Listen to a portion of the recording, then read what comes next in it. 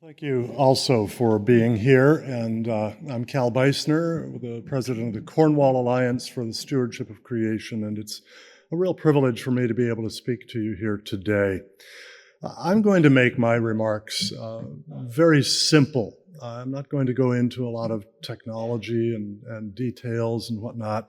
Won't throw a bunch of different figures at you. I do have a few graphs to show you, but they're pretty simple graphs, because my points are pretty simple. I want to just start, though, by giving you just a bit of my own personal background.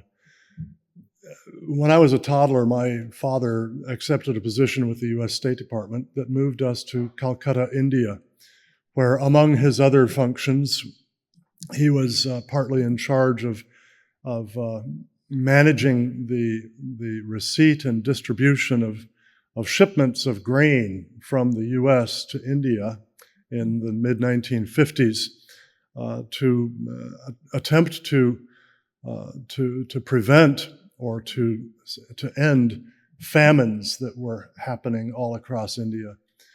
A decade later, because of the Green Revolution, India became a net grain exporter, and it has been such ever since. Thank God for that. But as a little toddler, when I lived there, because of an illness that my mother suffered for about 6 months, every day I would be farmed out to an Indian family to spend the day. My ayah, or nurse, would take my hand early in the morning and walk me down out of our apartment building into the courtyard, where I would see a beautiful, beautiful green tree. I was a toddler. I thought it was enormous. I suppose it was probably good-sized, but it might not have been all that big. And through it, I could see the beginning of sunrise and beautiful sky. And then we walked out of the apartment complex and down the street, a number of blocks, to the home where I stayed. And all along the way, I stepped over the bodies of people who had died overnight of disease and starvation. That beautiful green tree and the horrors of all of those bodies are picture memories that have stayed with me ever since. And when in my middle school years, by God's grace, I was led to faith in Jesus Christ, who said that the Spirit of the Lord God was upon him because he had anointed him to preach good news to the poor. And as I realized that the Scripture also celebrates the beauties of God's creation and teaches us that we as human beings have a responsibility to take good care of that, to enhance its fruitfulness and its beauty and its safety to the glory of God and to the benefit of our neighbors.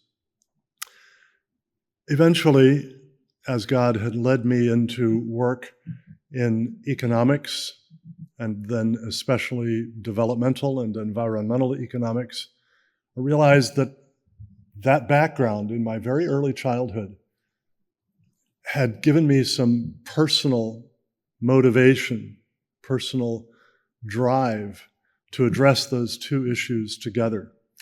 That led to my writing a number of different books in the field, and eventually to the founding of the Cornwall Alliance for the Stewardship of Creation. Cornwall Alliance is a network, a fairly loose-knit network, of just under 70 different evangelical Christian scholars. About a third are natural scientists, physicists, chemists, atmospheric scientists, geologists, biologists, and so on, including some of the world's top climate scientists like Dr. Roy Spencer and Dr. David Legates, who, after his retirement from teaching climatology for many years at the University of Delaware, last year became our Director of Research and Development. And of course, he has spoken here and for Heartland's conferences many times. About a third of our scholars are economists. Most of them specialize in either developmental economics or environmental economics.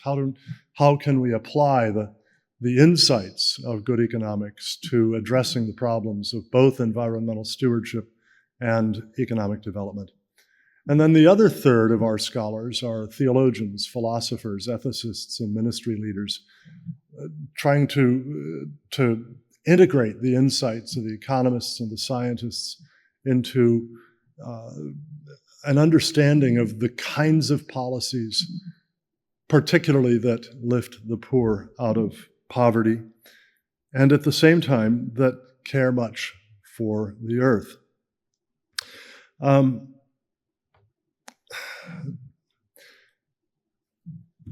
going to have just one really main point for this talk. And I might as well state it right up front. We'll get to it again in a little bit. But I want you to have this in mind. It's one that I think environmentalists desperately need to understand. Climate alarmists, climate activists desperately need to understand this. Poverty is a far greater risk than anything related to climate and weather. If you have income equivalent to, say, the bottom 10th of Americans, you can have a healthy, long life anywhere from the Arctic Circle to the Sahara Desert to the Brazilian rainforest. If you're living on the equivalent of $2 a day, you can't have a healthy, long life in the best tropical paradise. With a decent income, you can build residential and business and commercial and industrial structure that can protect you from hurricanes, tornadoes, floods, droughts, and so on. If you're living on the equivalent of $2 a day, you can't do that. And this is why I so appreciate Alex Epstein's reminder that it is through the wealth generated by the use of abundant, affordable, reliable, scalable, dispatchable energy from fossil fuels that we have been able in the developed world, the West, to protect ourselves from such things. And we've even been able to extend some of that protection elsewhere so that over the last 100 years, average annual human mortality rate due to extreme weather events has fallen by more than 98%. And I think that's a wonderful thing because I celebrate human life made in the image of God. So there's the basic point, the main point of my talk. Poverty is a far greater risk than anything related to climate.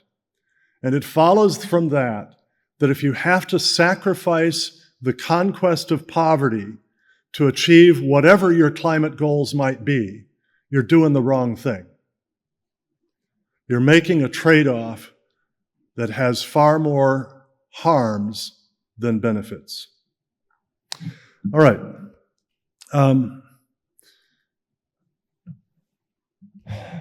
My starting point is explicitly and overtly Christian. I know that there are many Christians involved in the Heartland Institute and other organizations, and we don't always, all of us, wear this on our sleeves. I think I want to do that. I begin with this.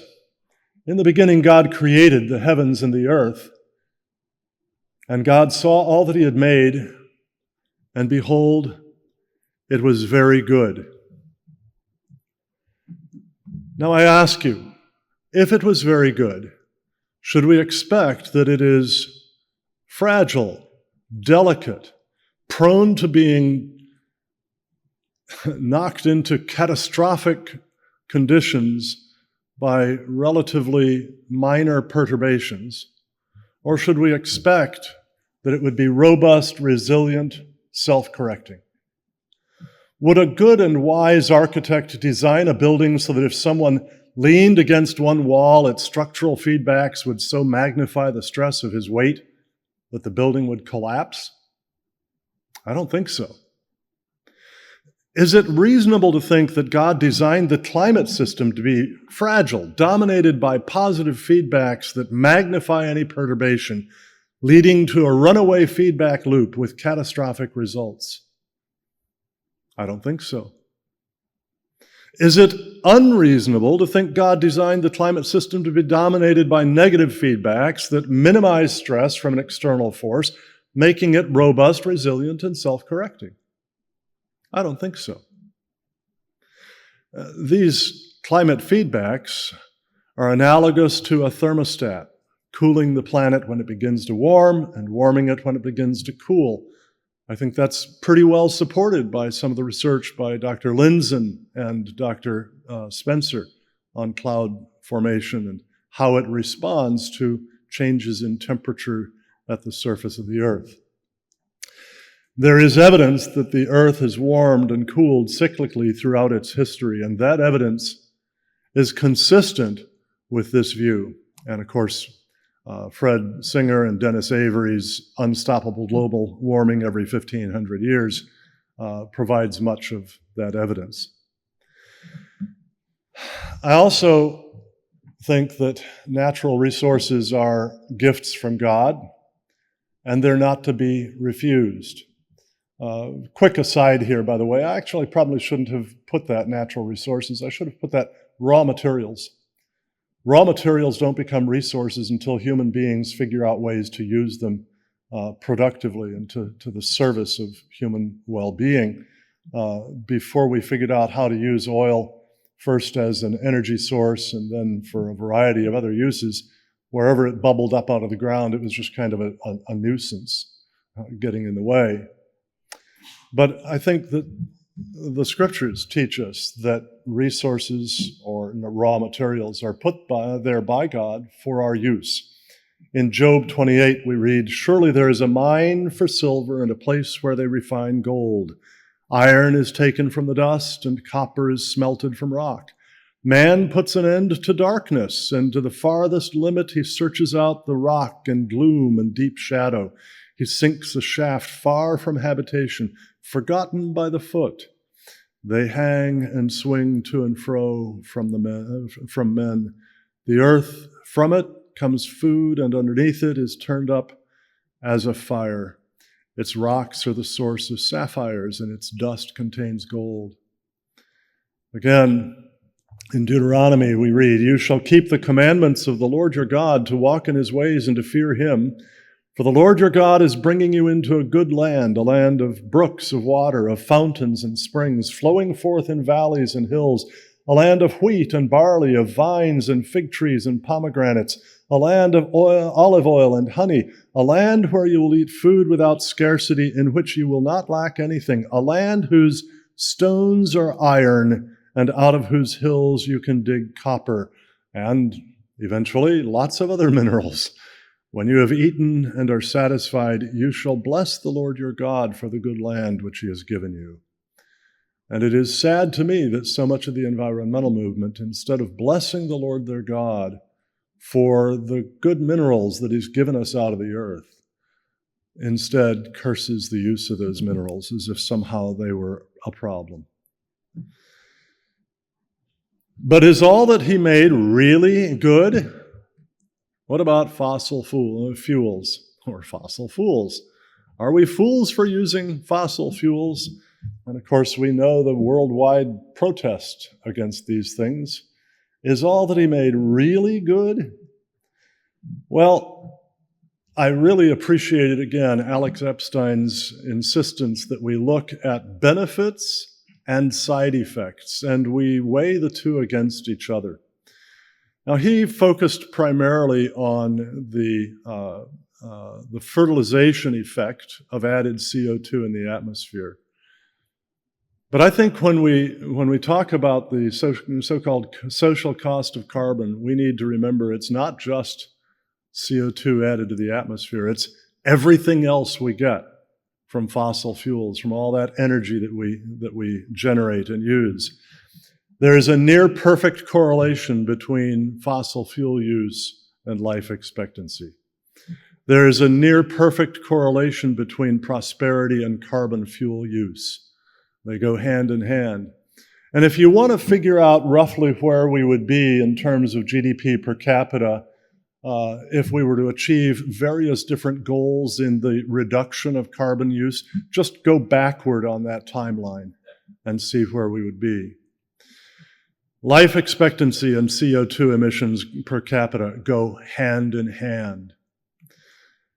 Conquering climate risks with energy from fossil fuels, I would argue, is a very good thing to do, precisely because poverty is a far greater risk than anything related to climate. My friend Dr. John Christie was a missionary educator in Kenya for years in the 1970s. He observed firsthand the typical system of obtaining energy there. He also observed, by the way, that the lack of electricity meant for his students that they couldn't study at night. What? You think I would burn some of our fuel for cooking our food in order to read my book and write my paper? I would never do that. He described the primitive energy system this way. The sources are wood and animal dung. The procurement method is gathering and carrying on the backs of women and children. The labor time is 6 to 8 hours per day for the average sub-Saharan African woman. The use is cooking and heating on open fires. The resulting pollution is smoke causing asthma and other respiratory diseases, and the benefits hardly outweigh the costs. The modern energy system, the sources are fossil fuels, nuclear and hydro. The procurement method is industrial drilling, refining, and transport and transmission lines. Labor is a few minutes per person per day for all of the energy that we use. The uses are heating, cooking, cooling, refrigeration, transportation, communication, medical technology, industry, commerce, recreation. Everything that we do requires energy. The resulting pollution is minimal by comparison, and the benefits far outweigh the costs.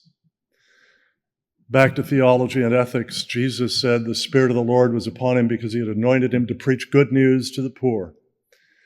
When Paul, in Job, Job boasts that he always took care of the poor. And Jesus says, I say to you, to the extent that you did it to one of the least of these brothers of mine, you did it to me. The demand that the poor in developing countries forgo the use of abundant, reliable, affordable, scalable, dispatchable energy from fossil fuels, the source of 85% of all the world's energy, in favor of more expensive, less reliable, less abundant, less scalable, and non-dispatchable energy from wind, solar, and other renewables, means slowing, stopping, or reversing the conquest of poverty. It means trapping billions in poverty and forcing hundreds of millions back into it. But poverty is a far greater threat than anything related to climate or weather. With income, I've already discussed that. I'm going to skip over it. This is why I am convinced that the intent to stop the use of fossil fuels is fundamentally anti-human and fundamentally anti-Judeo-Christian, anti the biblical worldview and ethic. Thank you very much.